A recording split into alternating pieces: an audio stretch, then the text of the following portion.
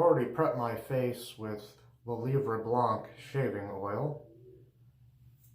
And my razor is going to be this PAL Injecto-matic, which came with the case there. And it came this way, so it kind of looks like a really big mouse has been chewing on it there. But other than that, it's okay. And on its second use in there, I will have one of these PAL Injecto-matic blades, which came with the razor. So, oops, dropping things here, excuse me, sorry, hi, how you doing?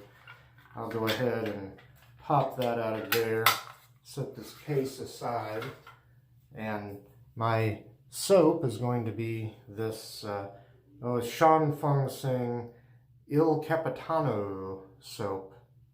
Very nice stuff right there. I've already lathered the synthetic G4 knot of the Conversational Shaving brush. This brush is now available through Frank Shaving, its creator, or its maker anyway. I went in on the design with Ming Lee there at Frank Shaving, but this is now available on Amazon. $27, and I think it's like $1.80 shipping, rounded up to $2. It's very reasonable, and this is one of his G4 synthetic knots. Let me sit the razor down and let me get just a couple of drops of water on the brush here. Here we go. Whoop, that's, don't want too much.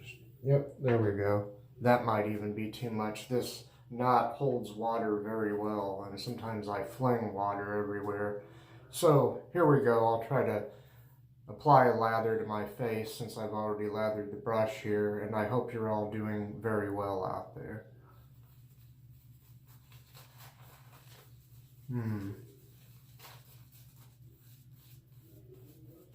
Yep, there goes a little bit of water. I overdid it a little bit.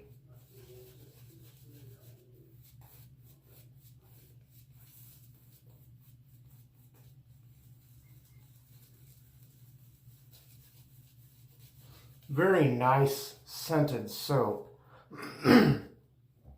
Sort of cross between a cologne and a barbershop scent. I wish you could smell this soap if you don't already have a tub of it yourself. Excuse me. May have to go get a cup of coffee or something. My throat's awfully dry. From the heat in here, it's very drying. Excuse me. But I turned the heat down, so hopefully you won't have to hear the furnace kicking on at any point here. And let me wet the razor now.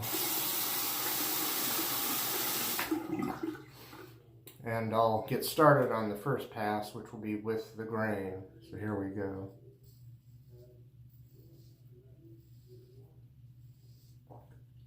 Oh boy.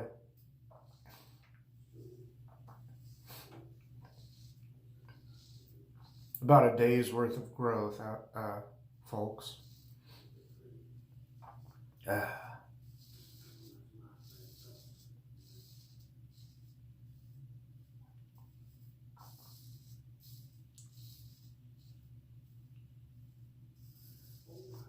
And since this is a single edge blade, I'm going to have to rinse twice as often, so excuse me, please.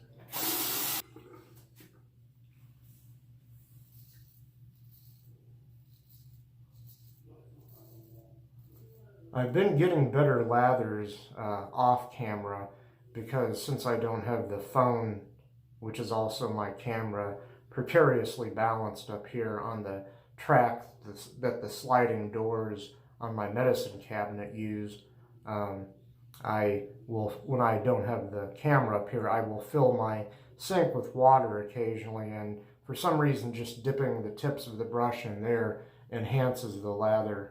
And I'm not going to do that now because in case the phone / camera falls, I don't want it to fall into water, even though it is a water resistant camera in one of those otter boxes, as they call it, one of those protective cases, and it has a thing a clear thing over the screen also to protect that, but I don't want to tempt fate, excuse me.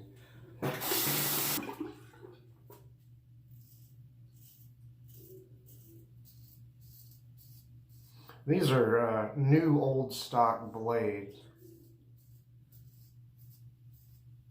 and well, I don't know that their age has anything to do with it, but they are not necessarily the most comfortable blades, although they are sort of a carbon blade. Or they have carbon on them anyway, but the exposed part of the blade is actually shiny. Excuse me. Okay.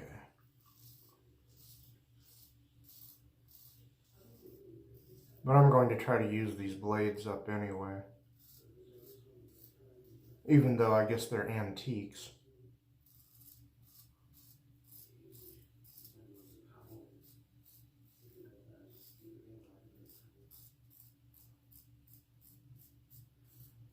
Like a lot of gentlemen, if I can call myself a gentleman, I not only collect things, but I try to put them back in use. Or give them their first use, as the case may be.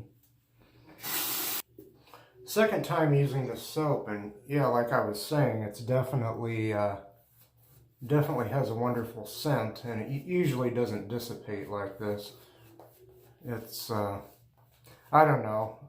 I said I wasn't going to tempt fate, but for the second pass, I'm tempted to briefly get a sink full of water here and see if that improves my lather any, like it has been this past week when I shave off camera, or when I have shaved off camera. Only one time it seems like it didn't help, and I think I did something wrong that time. But we'll see.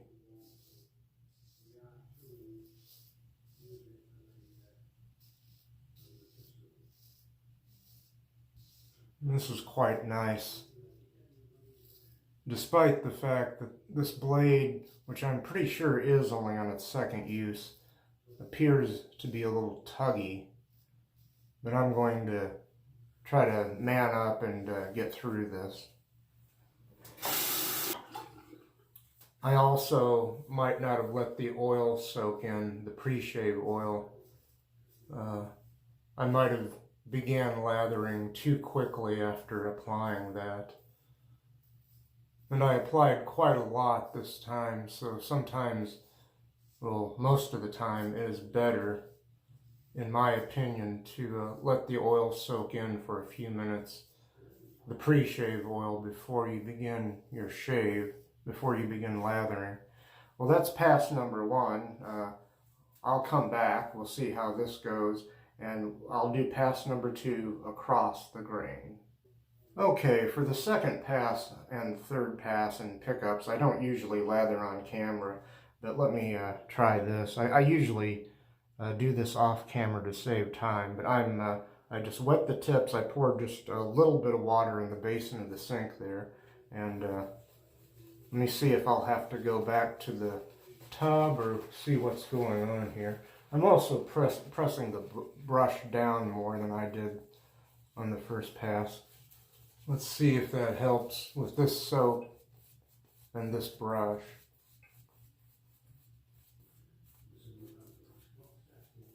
I very much like this brush, but I usually don't use any of my brushes, well, exclusively. That is to say that I change it up quite a bit. I think I have something like 35, 36 brushes. I might have more still in storage at that place I was going to move to, that I did move to, but ended up moving back out of. That was another story. But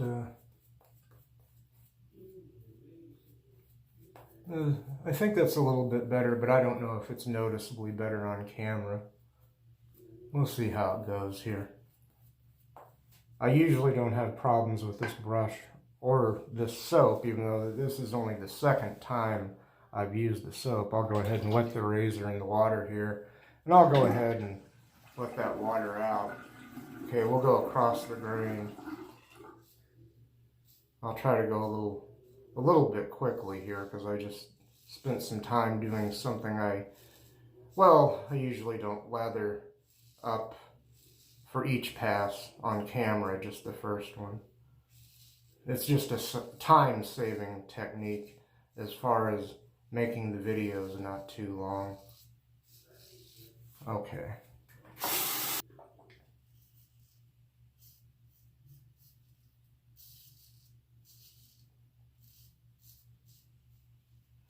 I do hear a lot of audio feedback, for better or worse.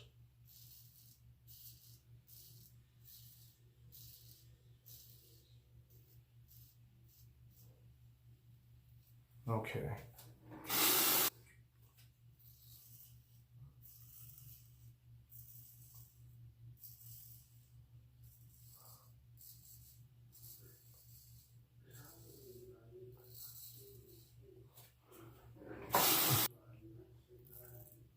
Got to be careful here.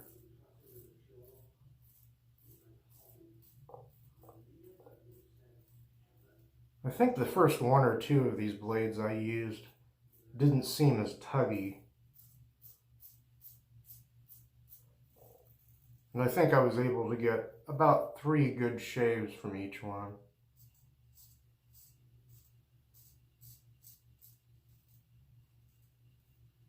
That's how it seemed at the time, anyway.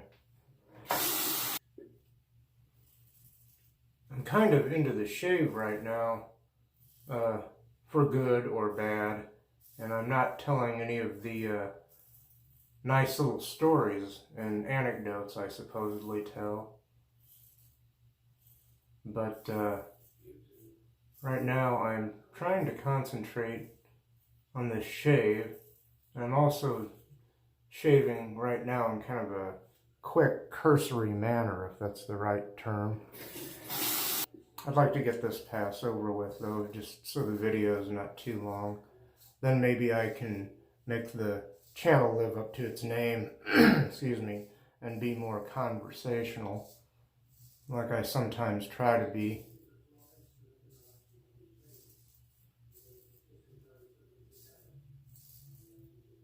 That's good for right now. I'll come back, we'll do pass number 3, that many there, and I'll go against the grain. Okay, I went ahead and lathered off camera, so let's go against the grain, and I'll start on my neck this time.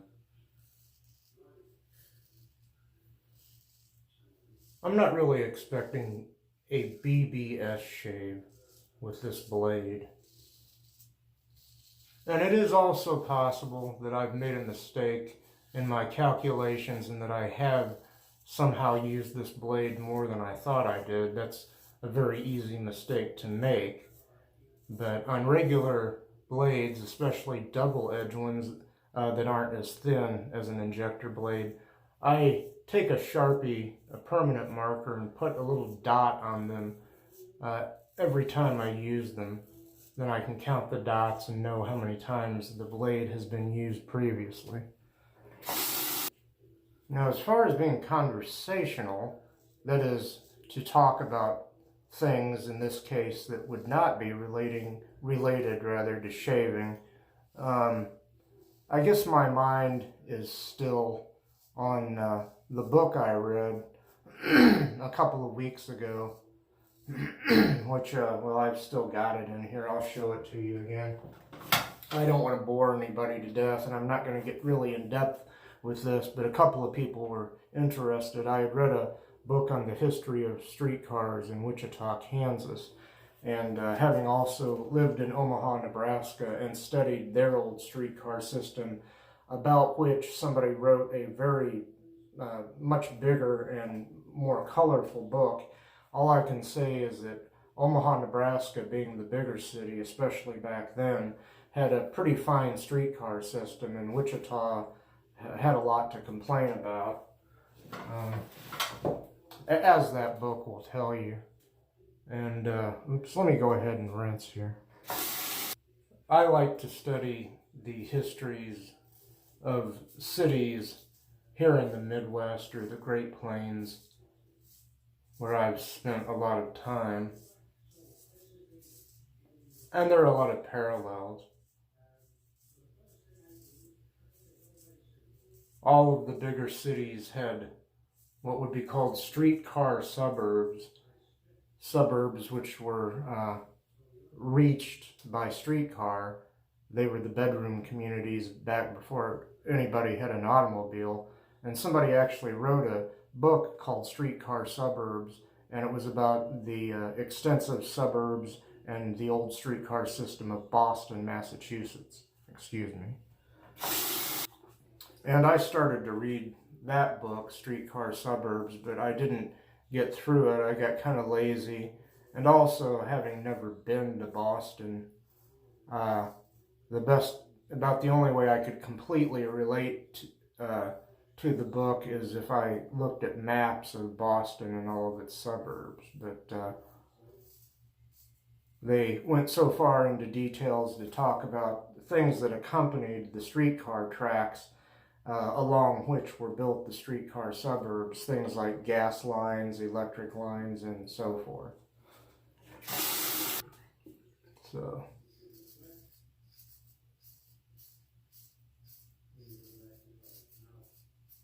and I got the impression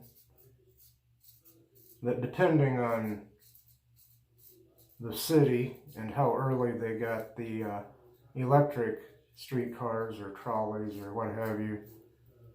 The trolley is actually, by the way, just the little wheel that connects to the overhead wire. That's the trolley. But they would call the whole thing a trolley car if it was a trolley car. But originally they had horse-drawn or mule-drawn cars that ran on tracks. Excuse me. But I didn't really finish that thought. Depending on what city and when they got the electric streetcar lines, the only electric lines might have been for the streetcars, and some of the homes, or all of the homes, might have still been using gas light back then, instead of electric lights and things like that. Okay, that's enough of that for right now. That is to say, enough of this pass. I will come back, I'll tell you more about streetcars, trolleys, and even cable cars, and we'll do pickups. Okay, what time is it, everybody? It's pickup time. There you are, folks. It's also daylight savings time here in the United States, so set your clock back an hour. Okay, let's see. I rinsed the razor. I more or less lathered under my chin. I wanted to say something else about streetcars. I believe San Francisco, California still has cable cars. They might have trolleys too, but cable cars or streetcars that they were on tracks, on streetcar tracks, but what powered them was a continuously moving cable that ran under the street, say up one street and down a parallel street, and the ends of it going along some side street somewhere to one end, well, basically a big cable, a big oval, I guess. And those streetcars had a thing, or still have a thing, if they're in San Francisco still, that grasped onto that continuously moving cable, and they just grasped onto that and went along, which I guess is partly how they navigated the steep hills in San Francisco. Omaha had one such trolley. There were also, or not trolleys, streetcar, cable car. There were also steam-powered streetcars and that had little, what they call dummy engines that ran them. Excuse me. And somewhere, what kept the continuously moving cable moving or going was at least one end of it, it would have what they called a cable house. There is, I believe, a Firestone tire place in Omaha where the cable house for that one streetcar that attached to the continuously moving cable. There was also a steam-powered line that went out to the suburb of Benson. That's, again, in Omaha. And, well, Wichita at one time. Now I'm going back to Wichita, Kansas, a much smaller community which went through a bust, which made it smaller still. Back in 1890, there was a huge financial crisis. But anyway, well, let me rinse my razor first. What I was going to say about that town, though, is at one time they had there were 3 or 4, 5 different streetcar companies serving different areas of town and the suburbs. Well, 2 of the lines were electric. The central area was still served by mule-drawn or horse-drawn streetcars, and the 2 electric lines, when this all merged and they electrified the central part and got rid of the horses and mules and so forth, there were 2 competing forms of trolley, of electric trolley lines. In one case, the cars used 2 trolleys to connect to the line. In the other case, they only used 1. And one of those was Thomas Edison's version of the electric trolley line. The other was somebody else's, and they had to figure all that out. Okay, enough talk about trolleys. In fact, enough shaving for right now. I'm going to call it good. Not a terribly close shave because of this blade, but a comfortable shave and no weepers, and I smell great. I'm going to rinse the razor, the brush, and my face, and I'll be back with Mr. Towel. Here's our good friend Mr. Towel, and he says that for somebody that wasn't going to bore you with talk about streetcars, that I sure rattled on about them. Oh, yeah. Thank you, Mr. Towel. Oh, yeah.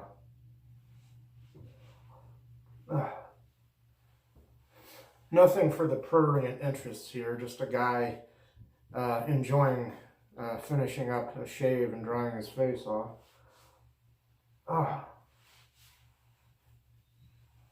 And it's a great sensation. For an alien from another planet, this might be noteworthy, how great a soft towel feels on your face after you rinse it from a nice shave. Not a perfect shave, but a nice shave. So we'll put Mr. Towel back where he goes, and I'll start doing some recaps, and I'll put the finishing touches on this here shave. Okay, well, I started out beforehand off camera. I prepped my face with Lievre Blanc shaving oil. Okay, and my razor was this PAL Injecto-matic razor, which goes in this handy dandy little case that came with it. And I'll set the case aside, move over here. Excuse me. Here's the package that the PAL Injecto-matic or injector blades come in. The razor is called Injecto-matic, I believe, but used one of these, which I think was on its second use, but was a little bit disappointing this time. It's almost as if those blades, at least in my experience, are not, I can't think of the word, all the same, you know. Some seem like they're duds, some seem like they're okay. Okay, my soap was this Sean Fung Sing Il Capitano. So, Il Capitano, actually. Very nice, pleasant smelling, and pretty easy to use stuff. My brush was the Conversational Shaving G4 synthetic knot brush, now available on Amazon. There you are. And let's see, I know I must be forgetting something, but I can't think of what it might be. So I'm going to go ahead and apply some witch hazel, in this case the Walmart store brand Equate witch hazel. Whew. Yeah, pretty nice, I hope. A little sting, not much, because as I've said before, this witch hazel is an astringent and not a toner, meaning it has 14% alcohol in it. A witch hazel that's just a toner won't have that alcohol in it. Okay, now I'm going to reach over here and grab some of the, oh, I know I'm going to mispronounce this, Bolognini, well, the Barberia Fresco aftershave. There's a soap that goes with this, but since I don't have the aftershave, if there is one that goes with the Il Capitano, I'm going to use this, which is close and, well, it's complementary at any rate to this soap. So a little on the wrist, way behind the ears, on the temples, back of the neck. Here we go.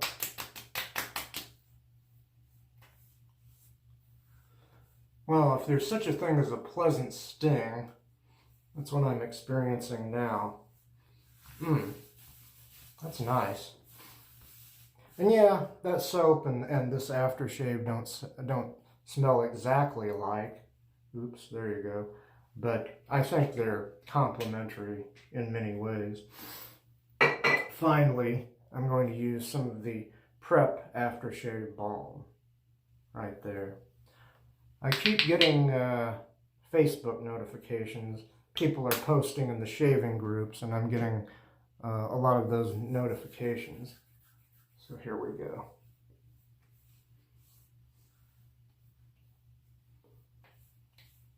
And hey, I thank you all for joining me. And I plan on being back here next week, the usual time, the usual channel, for another nice shave.